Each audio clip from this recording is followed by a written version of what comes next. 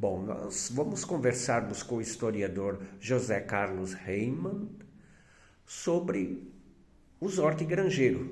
A gente soube que está já em Jaraguá do Sul, na sede do Instituto Cultural Pomerano Brasileiro, sementes de hortigranjeiros e que justamente eram cultivados no século XVII no território da Pomerânia. Então conta para nós essa experiência que vocês estão iniciando e fizeram um amplo trabalho assim de formiga para chegar a esses produtores, para que isso pudesse chegar ao Instituto.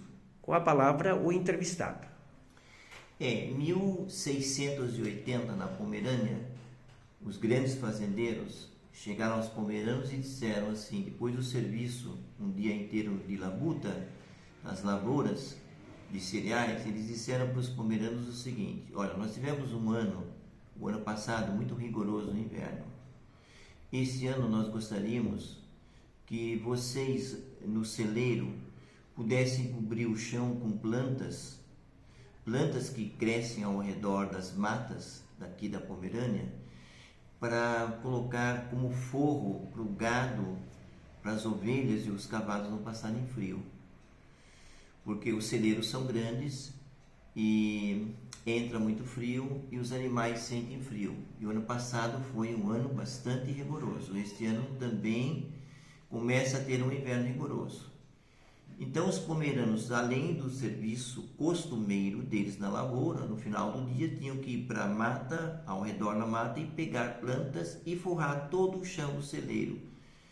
E no dia seguinte, quando retiravam o gado ou os cavalos que usavam para arear a terra, eles descobriram que havia vãos no celeiro, mas eles tinham coberto. Como é que tinham vãos? Os animais então começaram a comer essas raízes e essas plantas e gostaram tanto, e os colonos pomeranos perceberam com o tempo que os cavalos tinham uma energia fora do comum. Chegava à noite e ainda tinha muita energia. Eles já estavam esgotados de tanto trabalhar nas lavouras e também de colher essas plantas para forrar os celeiros, e os cavalos e os bois que puxavam um arado de madeira estavam ainda com energia imensa.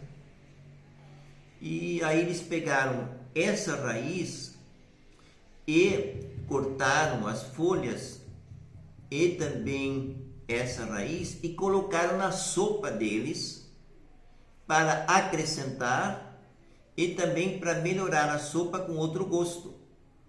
E essa sopa deu para as crianças uma grande energia.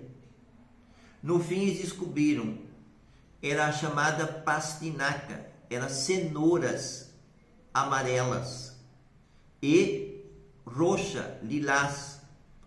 E ao mesmo tempo, eles também tinham nos campos de trigo papoulas vermelhas e também flores azuis lindíssimas, Rittensporen. Aqui em Santa Catarina tem essa flor, mas um pouquinho modificada, chama-se esporinha. Dona Gertrudes tem essa flor em Ituperanga, né? Itapiranga, perdão. Então ela tem essa flor e já nos ofereceu sementes. E também na Pomerânia se plantou muito, eles trouxeram para o Espírito Santo, isso plantaram e deram resultado, mas essa planta sumiu. O pepino amarelo grande do tamanho do melão. Mas essas cenouras nós conseguimos para o Instituto Cultural Pomerano Brasileiro, depois de muito trabalho, trazer essas sementes para cá. Então essas sementes é o nosso desejo, que alguém da agricultura possa plantar, adaptá-las no Brasil, porque são legumes para a região fria, e depois distribuir para as famílias de agricultores simples e para eles venderem depois na feira ou nos mercados, para eles terem um atrativo a mais para plantar e também ganhar o seu rendimento. Então o Instituto está fazendo esse papel de recuperação de plantas que estavam na Pomerânia em 1680, elas não têm mais na Europa, é muito difícil. tem Covilhã em Portugal, ainda tem no norte, perto da região de Porto, mas nós conseguimos, pelo Instituto Histórico Pomerano Brasileiro de Jaraguá do Sul, importar, trazer essas sementes e queremos plantar e depois distribuir para famílias de alemães, luxemburgueses, tiroleses, pomeranos, italianos, não tem distinção, para que as famílias tenham um rendimento a mais das suas hortaliças que levam para os mercados ou vendem em supermercados. Então nós ficamos muito contentes, as sementes estão aí e certamente plantando adequadamente poderemos colocá-la para essas famílias. Então isso é uma grande alegria, né? Isso, então, na verdade, o Instituto Pomerano tem um compromisso, além da pesquisa, né, e da salvaguarda da documentação, né, literária, de memória e história, também tem o compromisso de resgatar o patrimônio da agricultura, que trata-se de hábitos e costumes lá na velha Europa. Sim, não só da alimentação, mas também de sobremesas, de brinquedos de madeira das crianças, como é que eram os brinquedos de madeira feitos na Pomerânia. Então nós estamos mexendo com vários itens, vários setores da história dos pomeranos na sua terra.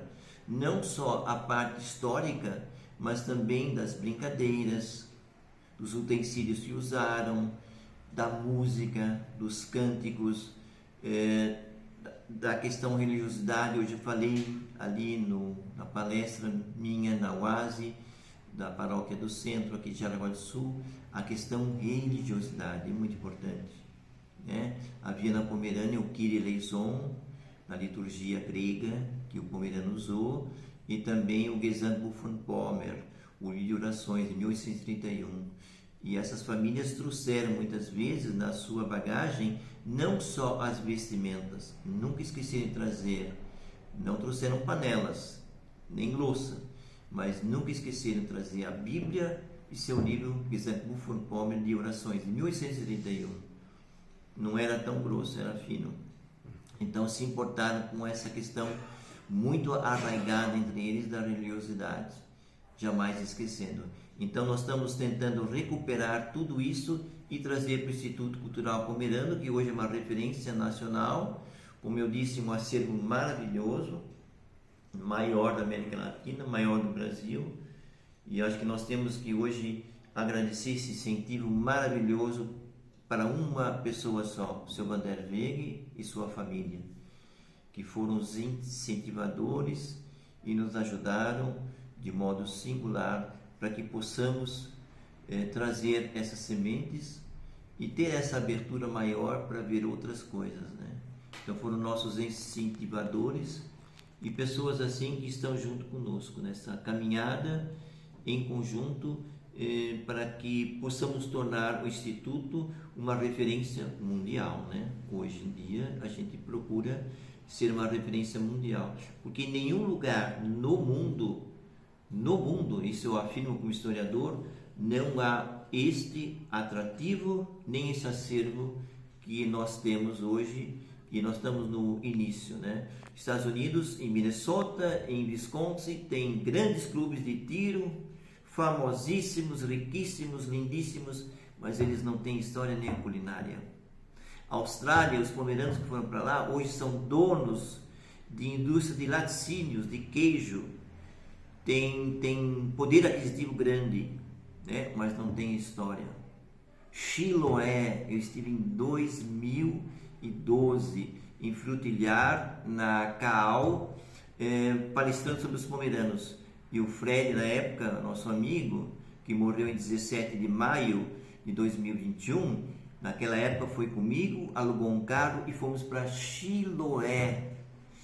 É um reduto da imigração pomerana de 1875, e me mostrou que os pescadores que pescavam no Mar Báltico, hoje os seus netos, tataranetos, estão pescando salmão igualzinho, só que eles não pescam salmão nas 30 ilhas de Chiloé, no sul do Chile. Eles fazem gaiolas perto das ilhas e tratam os alevíneos até se tornarem grandes peixes. E esses peixes eles estão vendendo salmão a um preço muito caro.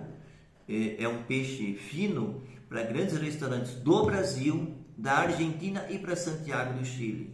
Então, eles são criadores de salmão em gaiolas, uma coisa maravilhosa, no Oceano Pacífico.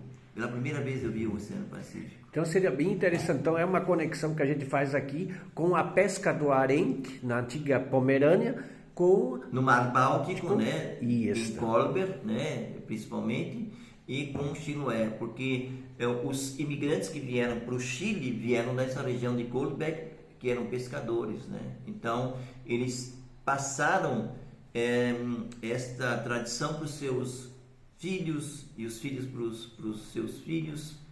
Então, isso hoje, com o modernismo, se aperfeiçoou cada vez mais, né?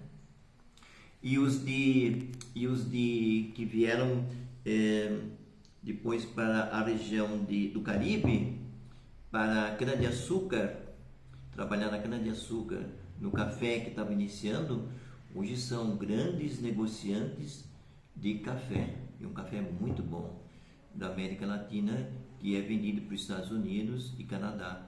São cafeicultores, então eles têm uma experiência que não tinham na Pomerânia, era batata, era cereais, mas aqui em alguns lugares foi café, Brasil, América Latina. Então hoje da América Latina eles se aperfeiçoaram e produzem o café de boa qualidade para o Canadá e Estados Unidos.